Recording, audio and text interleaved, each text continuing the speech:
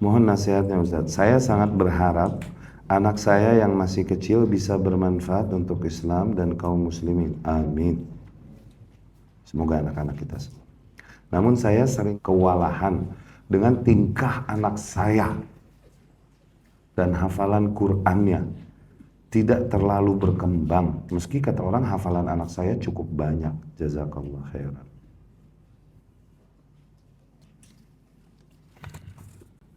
Begini. Buat orang tua yang pertama, andalkan doa. Oke? Andalkan doa. Itu adalah senjata terkuat para ahli tauhid, doa. Karena doa menggambarkan betapa kita meyakini ada zat yang maha kuasa, yang dia memiliki kuasa akan apapun, termasuk mengabulkan harapan kita. Doa, jangan berhenti berdoa. Yang kedua, untuk anak-anak kita, fasilitasi dan arahkan saja mereka sebaik yang kita bisa. Adapun sisa hasilnya ternyata mereka nggak sesuai dengan target yang kita berikan, rahmati mereka. Jangan tekan, jangan dedet mereka lebih dari apa yang mereka, lebih dari apa yang telah kita kondisikan untuk mereka. Sisanya cuma apa segitu, ya sudah. Terus aja doa kepada Allah. Oke? Apalagi dengan tingkahnya anak-anak dan lain-lain. Terus terang, orang-orang yang kami kenal memiliki keutamaan, baik dari zaman salaf atau zaman sebelumnya, adalah orang-orang yang memang waktu kecilnya juga emang bikin orang tuanya kewalahan. Bahkan ada yang lahir tumbuh besar sebagai perampok. Ya berarti dia lahir tumbuh kembang di daerah apa? Fudail bin Iyad dan lain-lain. Coba nih anak bandel kayak begitu, kira-kira bangsa kewalahan gak emaknya waktu dia kecil? Tapi lihat, dunia menulis nama mereka dengan tinta emas. Doain aja. Jangan bebankan mereka dengan beban berlebihan. Jangan, anak-anak kita ini sampai kita pangkas sebisa mungkin. Anak-anak kita ini ngikutin Korea banget. Pulang sekolah gelap. Ya kan? Anak-anak kita dikit lagi pulang sekolah bareng pegawai pabrik. Jahat waktu kerja kita nih, waktu umumnya waktu belajar anak-anak. Dulu kita pulang 12:30 aja, aturan jam 12, pulang 12:30, dendamnya sama guru, jalan. Aturan main gundu gua. Sekarang anak-anak kita nyampe rumah asar aja, dikit lagi balapan sama pegawai pabrik. Jangan dipaksakan. Doakan aja, doakan. Tapi berikan hak mereka untuk menikmati masa-masa kanak-kanak mereka. Have fun, main dengan lingkungan sosialnya dan lain-lain. Udah, jangan dipaksakan. Demikian Rasulullah SAW dalam mendidik. Anas bin Malik dititipin sama Rasul SAW. Anas umur 9-10 tahun. Dia bercerita, aku dengan anak umur segitu. Okay?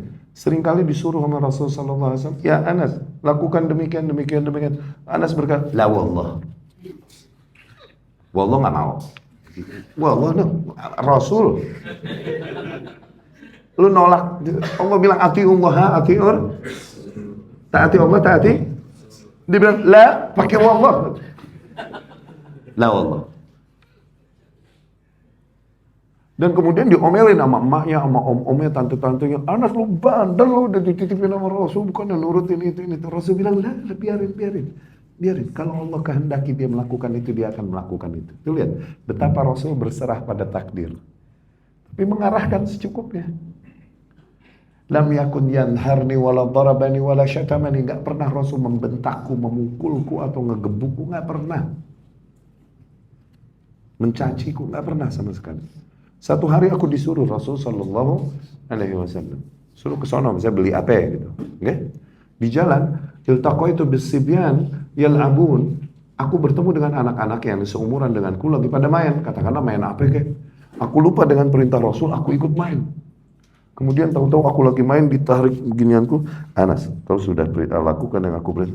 Oh iya ya Rasulullah. Terus dia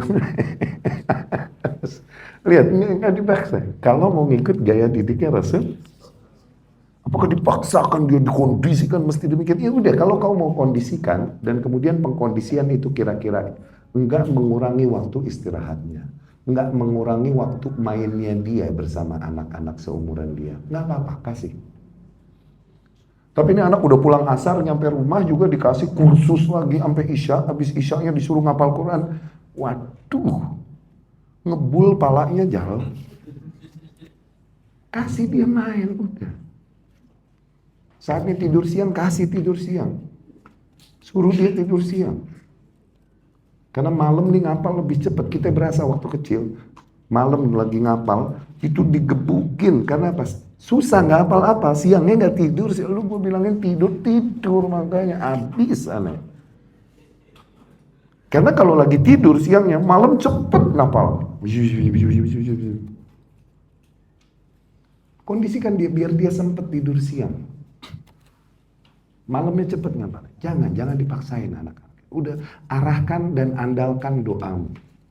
Jangan lihat nih anak lain, wah anak orang umur segitu udah hafal segitu. Jangan. Syukuri apa yang kau miliki anakmu, cintai dia. Jangan. Kau punya harapan boleh, tapi kemudian kau membandingkan keutamaan Allah yang Allah berikan kepada hamba Allah yang lain dan tidak Allah berikan padamu, ya gak asik itu mah. Kalau ngirik, anak dia udah hafal segitu, anak gue belum, tapi aku memang belum mengkondisikannya untuk menghafal, salahkan dirimu. Tapi anak dia hafal segitu, anakku cuma hafal segini, tapi aku telah mengkondisikannya. Ya cukup, udah keutamaan Allah di situ. Syukuri yang ada.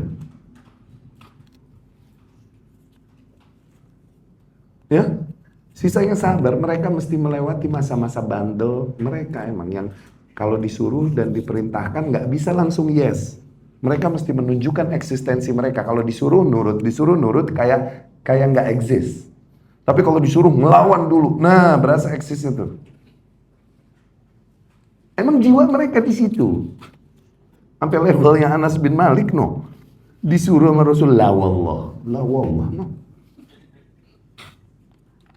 Bocah. Sabar, doain, kemudian kondisikan buat mereka hal-hal yang sifatnya manusiawi dari hafalan atau pelajaran dan lain-lain. Jangan rampas hak mereka untuk istirahatnya, untuk bermainnya bersama anak-anak mereka, dan arahkan, andalkan doamu. Kita kenal. Maksudnya jangan kau kira bahwa mereka yang dapat pelajaran agama lebih banyak berarti lebih menjamin hidayah pada mereka. Enggak begitu. Kita kenal anak-anak yang dari PAUD-nya mungkin, bukan dari TK, dari SD-nya. Dari PAUD-nya di sekolahan instansi yang katanya salafi. Sekolahnya sampai S3 yang katanya di kampus salafi. Sekarang di lapangan orang yang paling merusak manhaj salaf, kita kenal. Dari PAUD-nya katanya sunnah. PAUD-nya sunnah PAUD, emang ada PAUD bid'ah. PAUD sunnah sampai S3 nih, sekolahan sunnah. Di negeri sunnah. Sekarang orang yang menyebarkan kebatilan yang bertentangan dengan sunnah Rasul dan mengingkari para ahlu sunnah. Kita kenal orang yang kuliahnya filsafat awalnya. Kemudian mempelajari hak dalam jadi ulama, diakui dan kemudian jadi menteri agama. Syekh Saleh Al-Syekh. Emang dulu jurusannya apa dia? Filsafat. Makanya kalau dia yang ngomong fikih ini tuh berasa banget luasnya. Dia ada cerita. Belum tentu kalian fasilitasi mereka dengan semua fasilitas kemudian menjamin hidayah yang akan datang di masa yang akan datang buat mereka. Nggak ada jaminan. Doa. Sisanya fasilitasi mereka sebatas kemampuan kita. Jangan takalluf. Kalau emang kemahalan ya nggak usah. Udah misalnya takalluf. Kenapa takalluf lo? Ya kan? Ya udah di rumah mau masuk sono kemahalan. Ya udah di rumah ajarin. Mau masuk sekolah cuman anak nggak mampu sekolahin anak di sekolah. Lah ajarin di rumah. Sejak rezeki hidayah nggak ada urusan sama ijazah. Wallah jauh. Rezeki hidayah nggak ada urusan sama ijazah. Gue bingung ijazah gue sekarang di mana gue nggak tahu. Rezeki sama hidayah itu nggak ada urusan sama selembar kertas yang namanya ijazah. Nggak ada urusan. Nggak ada urusan. Ya, Jangan, kasihan, rahmati anak-anak kita. Makanya di antara apa yang kita tentukan kebijakan sekarang juga kita memangkas sebisa mungkin waktu belajar buat anak-anak kita supaya kembali kepada normal. Masa kita dulu masa-masa VOC, ya nggak, nyampe rumah nyapu ngepel, belum nyapu nyampe mak lu pulang terus rumah belum sapu belum dipel, cucian piring belum dicuci, nggak.